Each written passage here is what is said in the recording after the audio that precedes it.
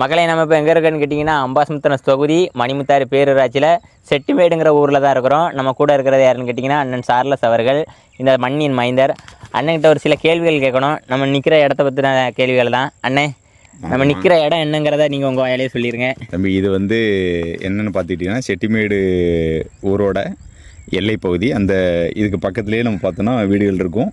வீடுகள் பக்கத்துலேயே தான் அந்த இடம் இருக்குது.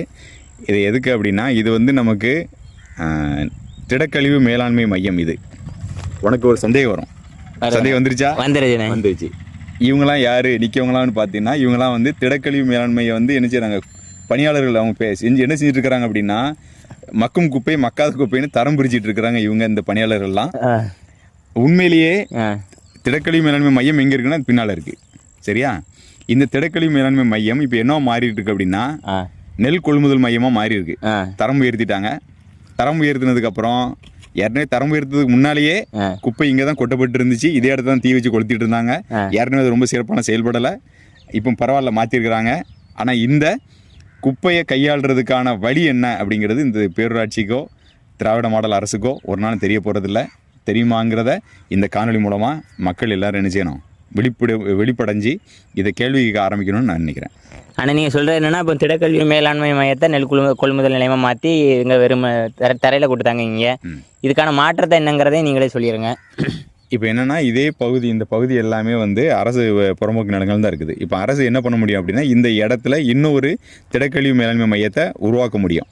உருவாக்கி மக்கும் குப்பை மக்காத குப்பை, இங்கே மக்கள் வந்து மக்கும் குப்பை மக்காத குப்பைன்னு பிரித்து கொடுக்கறது தயாராக இருக்கிறாங்க. எல்லா மக்களும் இப்படி செய்கிறாங்க. ஆனால் என்ன செய்கிறது இல்லைன்னா, அரசாங்கம் அதை சரியாக கையாளுறதில்ல. இப்போ நம்ம வீட்டிலேயே நான் ரெண்டு தரமாக பிரித்து கொடுத்தேன்னு வச்சுக்கேன், கொட்டுறது எல்லாம் ஒரே மாதிரி சேர்த்து கொட்டுவாங்க. அப்போ நான் அதுக்கு பிரித்து கொடுக்கணும். அதை நான் என்ன செய்கிறேன்னா, மக்கும் குப்பையை மக்காத குப்பைன்னு பிரித்து கொடுக்கும்போது என்ன செய்யணும், ரெண்டே ஒன்றா கொட்டி இந்த இடத்துல கொண்டு வந்து கொட்டிடுவாங்க. கொட்டிட்டு என்ன பண்ணால் இந்த தீ எரியுது பார்த்தீங்களா, இதை மாதிரி தீ வச்சு கொளுத்து விட்டு போயிடுவாங்க. அவ்வளோதான்.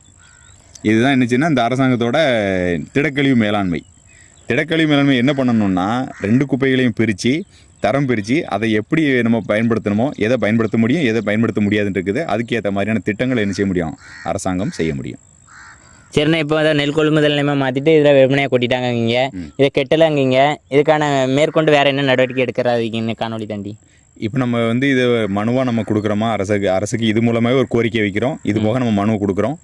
இந்த மனுவுக்கு அப்புறமாவது இந்த அரசு இதை வெளிப்படைஞ்சு ஏதாவது செய்தால் நம்ம பார்க்கலாம். இது என்ன அப்படின்னா, இந்த செட்டிமேடை வந்து மணிமுத்தாறு பேரூராட்சியோட குப்பை தொட்டியாக மாற்றிட்டு இருக்கிறாங்க. இந்த இடங்கள்லாம் பாருங்கள். இந்த மணிமுத்தாறு பேரூராட்சியில் எல்லா ஊர்களிலிருந்தும் சேகரிக்கப்படுற அத்தனை குப்பையும் இங்கே கொண்டு வந்தால் கொட்டி இதெல்லாம் தீ வச்சு கொளுத்துறாங்க. இந்த இடம் வந்து நீங்கள் நம்ம இப்போ நிற்கிறோம்ல, இதே அளவில் இருந்த இடம் இப்போ சின்ன ஒரு குன்று மாதிரி உருவாகிட்டு இருக்குது. இப்போ இன்னும் கொஞ்சம் நாளாக பார்த்தீங்க அப்படின்னா, இதுவே ஒரு பெரிய மலை மாதிரி பக்கத்தில் நம்ம மேற்கு தொடர்ச்சி மலை இருக்குதா, அந்த மேற்கு தொடர்ச்சி மலை இங்கேயும் ஒரு தொடர்ச்சி மலையாக வந்துடும் நினைக்கிறேன். அந்த அளவுக்கு திட்டங்களை வந்து இந்த அரசாங்கம் வகுத்துட்டு இருக்குது. அது சொன்னீங்க, பக்கத்தில் மேற்கு தொடர்ச்சி மலை இருக்குது. இவ்வளோ இயற்கை எழில் சூழ்ந்த ஒரு இடத்துல இப்படி குப்பையை தொட்டுறது ஒரு கஷ்டமான ஒரு இதாக தான் இருக்குது. மாற்று கட்டிடத்தை கட்டாமல் இதை செஞ்சது ஒரு வருத்தமாக இருக்குன்னு சொன்னீங்க. சரி, ஏற்கனவே உங்கள்கிட்ட சொன்னல, ஏற்கனவே கட்டணம் இருக்கும்போது அவங்க இதை வந்து அதில் சுத்தலாம் படுத்தலை. அப்படியாவது அப்படி சும்மா தான் இருந்துச்சு. அது இப்பவும் சும்மா தான் இருக்க போது. ஏன்னா இப்போ இங்கே அறுவடை நடந்துட்டு இருக்கிறதுனால அது பயன்படுது. அறுவடை நடந்து முடிச்சதுக்கப்புறம் பார்த்தீங்கன்னா, இங்கே குடியாரர்களுக்கும் சமூக விரோதிகளுக்குமான இடமா கூடாரமாக அந்த இடம் எப்பவுமே பயன்பட்டு இருக்கும் தம்பி. பராமரிப்பு இல்லாமல் செயல்பட்டு இருக்குது. இதையும் கொண்டு போய் அங்கே செயல்படுத்த மாதிரி அவங்க செய்யலை அப்படிங்கிறது உங்களுடைய. அப்பவும் செயல்படுத்தலை, இப்பவும் அதை செயல்படுத்த போகிறதில்ல. இனிமேலாவது செயல்படுத்துவானான்னு பார்ப்போம். இந்த காணொலியை பார்த்ததுக்கு அப்புறமாவது அரசு இதை சரி செய்யுமான்னு பார்ப்போம். ரொம்ப நன்றி. காணொலி வாயிலாக மக்கள் சந்திப்பாங்க.